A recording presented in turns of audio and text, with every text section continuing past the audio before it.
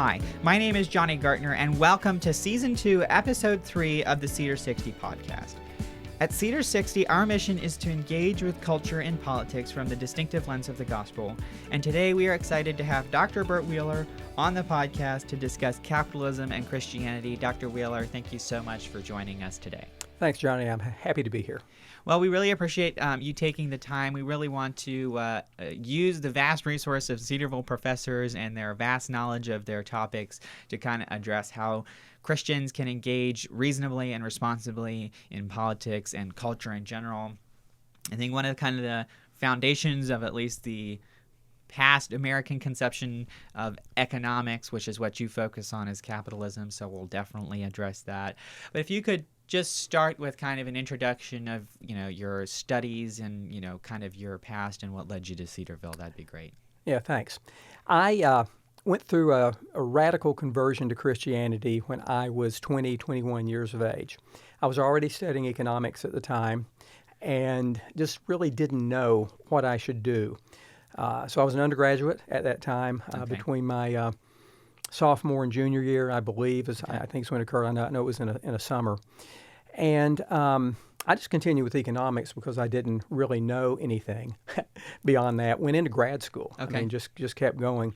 I had finished my comprehensive exams, and at that time, then I felt God was calling me into full-time service.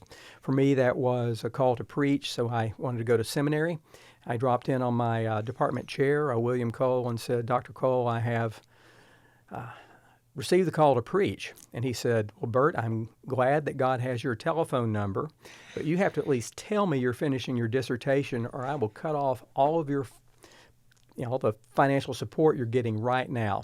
And after about 3 seconds of reflection, I said, "Well, Dr. Cole, let's do this dissertation."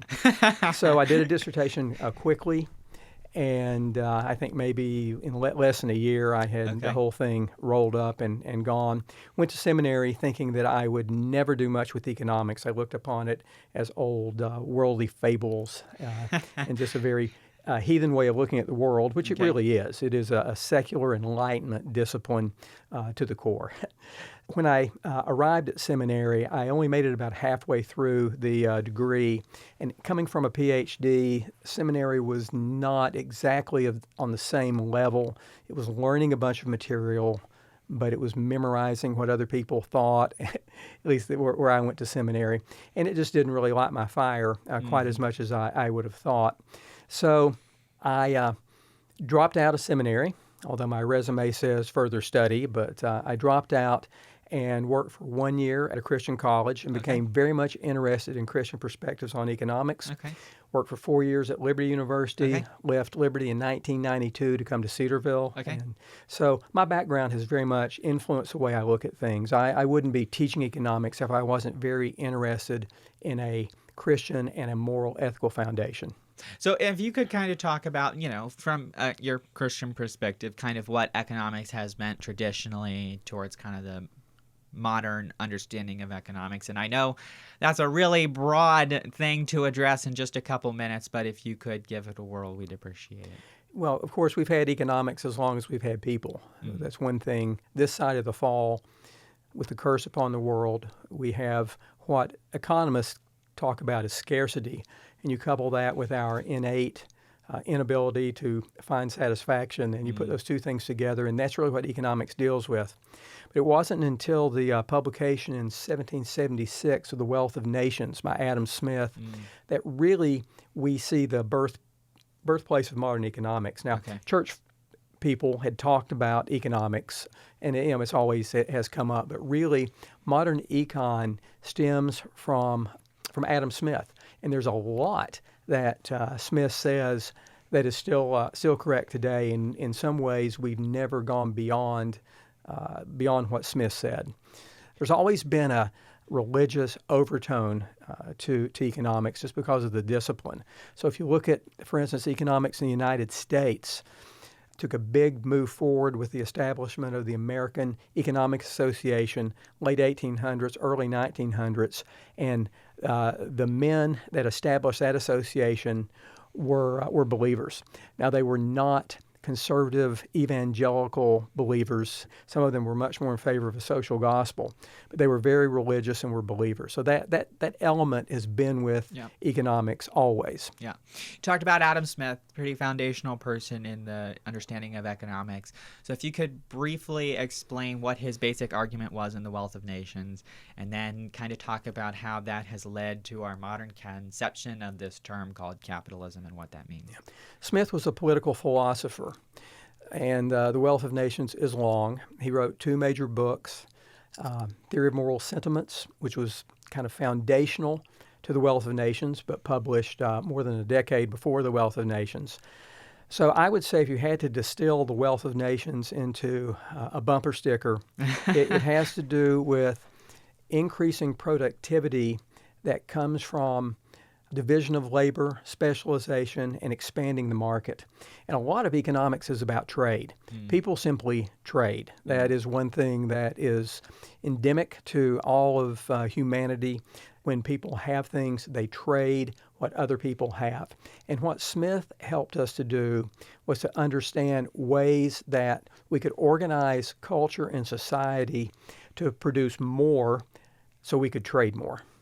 If you could quickly talk about this idea, of productivity, because that's also kind of fundamental. It's the idea that, I work a certain number of hours, I get paid, and, dollar bill is not a representation of how much a piece of paper is worth, but it's a representation of my labor that went into that, productivity to create that money. So if you could talk about how that's kind of established wealth as it relates to capitalism, and kind of talk about the foundation of capitalism in America. Well, if I think what you're hinting at is what is a just payment and a receipt, for my day's labor.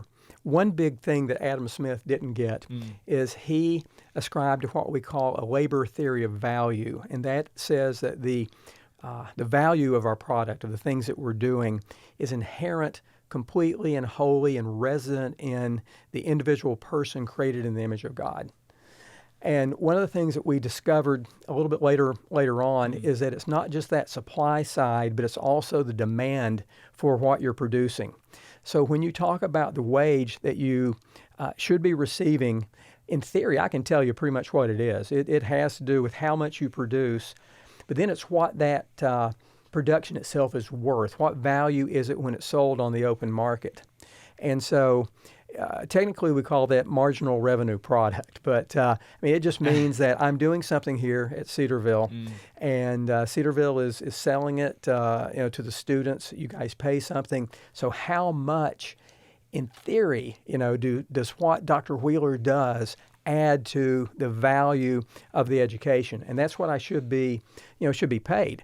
In practice, of course, it's almost impossible to know what that is, and that's why we see a lot of the tension. Human beings always think they're worth more, and they want more. I'm worth more. I'm getting cheated. And then on the other side, the employers, by and large, don't want to pay more than they have to for their workers, and so you end up with this ongoing tension that will never really be resolved. Yeah, you talk about the market that you talk about, and free market capitalism is kind of, the conservative, at least traditionally in America, but also maybe it used to be. It used to be, yeah. So it used to be the approach to how we understood economic policy. So if you could, you kind of hinted at it's changed. So kind of say how it started out and where it's come to today, and kind of how the economic outlook is looking according to capitalist standards as in America. On net, of course, the economic outlook is continuing to be very bright in the longer term. Right. And so I don't think we're really going to turn away from what we call a capitalist way of organizing culture and society. You can almost always follow the money. And when you move away from capitalism, you tend to produce less. And when you produce less, you have less wealth, and people don't like that.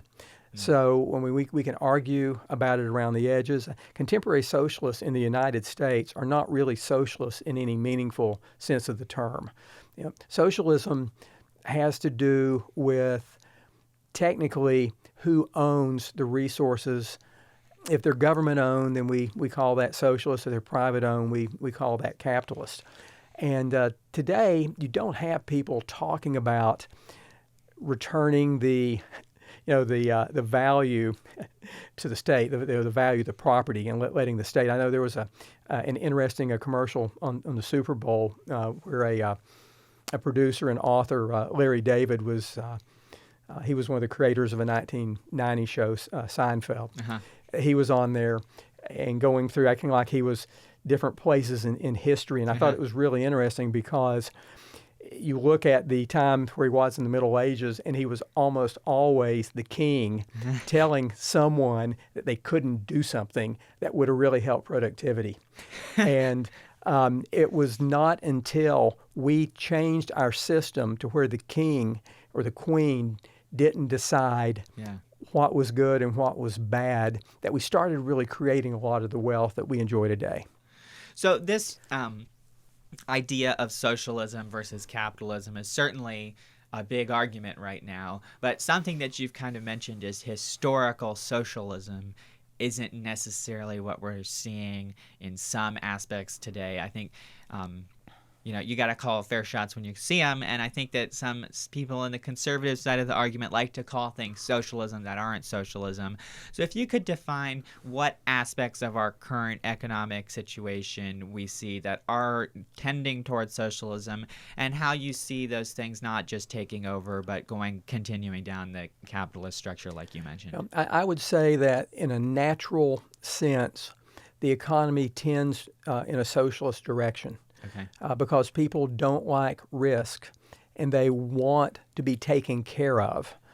They want to avoid risk. I mean, we've seen it strong in the pandemic, where individuals just simply don't want to have to assume the risk that they may have to assume vis-a-vis the virus. With that said, individual policies as such have to be evaluated, and in my mind, to throw a dart at it and to call it socialist is probably too superficial and not very helpful. You really need to address what's going on with each individual policy prescription, or just simply what's on the table. So I mean, you can look at the minimum wage. I don't like the idea of a minimum wage. I think it's a very bad way to go about meeting a particular end. Now, is it socialist if we have a minimum wage?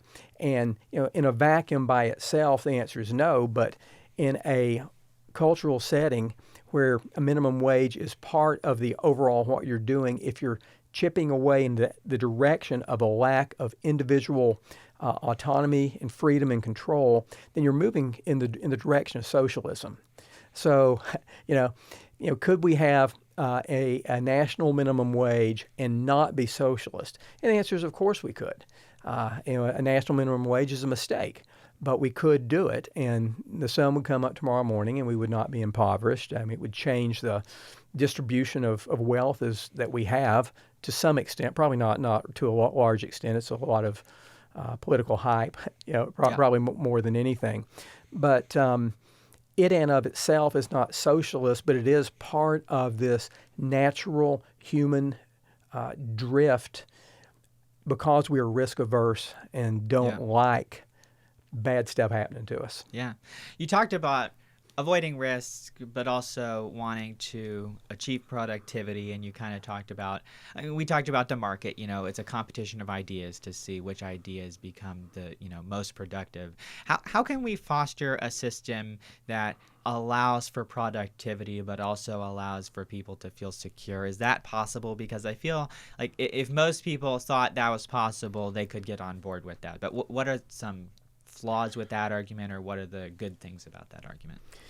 Well, I mean, one of the things that I think we need to always keep in mind is that the people that are on the other side of the aisle from us politically have good motivation and are not bad folk, by and large. Yeah. There are bad folks on either side and people with bad motivation. But in general, when you're talking about economic ends, very few people want a bad result. Yeah. We want more, and we want it to be more equitably distributed. Those of us that favor a more free market would like to see equitable distribution of the wealth that's created. I believe that a economic regime that favors individual freedom largely is in favor of free trade. between individual nations. Sees very low tariffs, very small amount of intervention. I think that we should also have, as much as possible, free movement of individual people between nations, which is better, freer, legal immigration. So if you believe in some of these sort of factors, I think you ought to be arguing for them. And if you believe, respectively, but if you believe in something else, then you ought to, respectfully argue in that stand, from that standpoint also. Yeah, I think the question I was getting at, and maybe this is just too broad of an issue to express, but socialism as an idea, and we could spend an entire episode talking about that, and capitalism as an idea, which we could spend hours talking about, are in conflict, on suppositions of how an economy works. So is there like a middle ground that people might be able to find, or is it really kind of you choose one or you choose the other? Well, in practice, we'll always hit the middle ground. Okay. I mean, that's where we are. We've never had a free market economy, and we never will. It is as utopian and Panglossian as the the idea of a socialist kind of a market. Okay. So we'll always be in the middle. But again, I still don't think that that there is no really an articulated middle system. You're trending one direction or another. Okay. Your policies are socialist inclined or they're capitalist inclined. Yeah. One of the big factors that I would say is who's making the choices, who's making the decisions. If the decision making is being pushed up the food chain to individuals in charge, by and large, on its face, that's bad and needs to be overcome. If the decisions are being pushed down to a more decentralized plane, then that is good. And it's just a simple reality of this is that for making any decision, the individual person that is closer to that decision and is more involved has better information about making a good choice. And that's why you want free decisions in business. And the more you push it up the chain and let Justin Trudeau or whoever make the choice for you, not that there's bad motive there, not that he's not a very intelligent, and not that our senators are not good and intelligent individuals with good motives. It's just simply they don't have the on-ground information to make a good choice. They make it in theory. They make it like like a professor would make a choice, where you really need the people who are most accountable, most responsible, but also there's this kind of knowledge that only happens at the time that the decision has to be made. And you just can't make those kind of choices from afar. And that's why we should, and largely be in favor of economic freedom. I think that's what I was trying to get at. So thanks for answering that question so clearly. You've mentioned the kind of the social gospel. I think oftentimes people will look at Jesus' ministry in some of the gospels and say the way he interacts with the population tends towards, a socialist interpretation of economic interaction. If you could address, you've already addressed, throughout this episode, kind of what the Bible has to say about how we treat people through economics. But if you could kind of, provide a biblical analysis of, economic interaction and maybe which argument that the Bible would lend evidence to support. My recommendation for each individual is for you to be willing to give up and depart with all the wealth that you have, to give it to another person if you believe that the Lord would have you to do so. That you yourself be conformed into Christ's image and thereby reflect the kind of decisions. I mean, ultimately what we would like is that we would make the same choices that Jesus would make if he were alive in 2022 in Cedarville, Ohio. And so the individual person should be willing to get his or her hands dirty, and you have to have individual ministry, and you do it as an individual. I also would say that what we have discovered is that what we've talked about here today, that individual freedom in a societal sense and how we organize our culture and our economy, should be something that's worth supporting also. Mm. So we know that what a free market culture does, and really we talk about this as economics, but I mean this is literally who we are, how we organize and react with each other. It's more than just in fact, the more important things in life we don't buy or sell. So it's not really. We're talking about how do you look at other individuals. Do I respect that person enough to allow them to make the choices that they believe are best for them. Now, I think that also is part of where we live today, and sometimes Christians, know that we have the revelation of God given to us in Scripture, so we sometimes want to impose that upon other individuals. And I would simply argue that what we really need to do is convince other individuals that they need to voluntarily kind of see the light and see where we are. So that's what I would say. Again, I don't know. Sometimes I think that the way that we articulate the discussion between capitalism and socialism may not be as helpful as it was 75 years ago. I think it's fair to say, as you've mentioned, that we live in a Genesis 3 world, and neither system is perfect. And it's helpful to hold to convictions, and convictions that you believe will lead to human flourishing, but the ultimate human flourishing won't occur until Jesus comes again. So it's helpful to keep that in mind. Dr. Wheeler, thank you so much for coming on. This has been a spectacular conversation. We like to give our guests 60 seconds at the end of each episode to kind of wrap up, give an opportunity to say something they didn't get the chance to say, or if they have a broader message they'd like to give. So you can go ahead as whatever comes to mind. Well, really what I was thinking on concluding on was the thing that I just said, and that is that individually you need to be willing to serve. And this does not mean simply giving to missionaries. It doesn't, although I think that's important, it doesn't simply mean giving to your local church, but it means you need to be willing to get with other people in terms of ministry. And then again, like I say, largely support individual dignity and rights in the culture overall. I was thinking in terms of books I've read in recent years I found to be really helpful. And one came to mind. It's called Inventing the Individual, Larry Seidenhop, Inventing the Individual. And what Professor Seidenhop does in this book is he outlines specifically from the time of the Greco-Roman world onward into Western culture, the importance of the individual. And I think that you could, we talked a lot in this discussion about capitalism and socialism.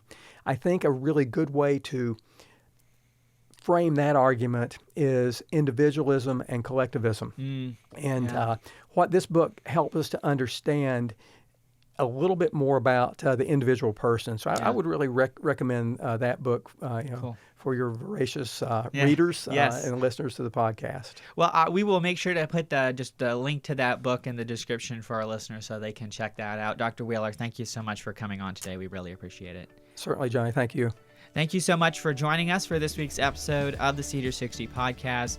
Don't forget to subscribe on social media and on major podcast platforms, and we hope that you'll join us next time as we continue to explore politics from the distinctive lens of the gospel. Thanks so much.